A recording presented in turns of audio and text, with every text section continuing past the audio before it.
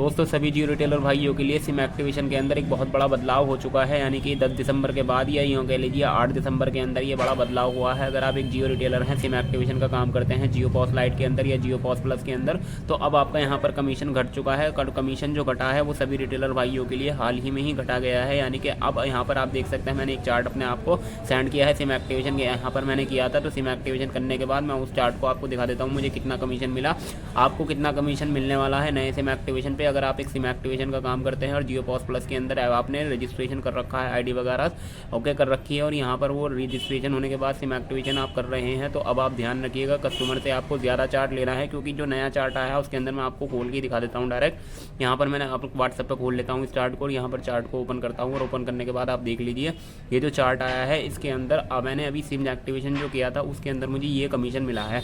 जी हाँ, 103 रुपये 55 पैसे अब कमीशन आ रहा है सभी रिटेलर भाइयों के लिए। जो कमीशन जो है इससे पहले ये 109 रुपये का चल रहा था, और 109 रुपये में यानी कि एक रिटेलर को जो सिम एक्टिवेशन करने के बाद सिम की प्राइस पड़ता था, यानी कि रेट पड़ता था वो 130 रुपये का पड़ता था। वो कस्टमर के ऊपर यानी कि डिपेंड करता था कि वो कस्टमर से कितना चार्ज कर ले, कस्टमर से कितने रुपये ले ले। लेकिन अब यहाँ पर 103 रुपये का यहाँ पर कमीशन आ रहा है, 103 रुपये 55 पैसे का कमीशन यहाँ पर रिटेलर भाई को क्रेडिट हो रहा है।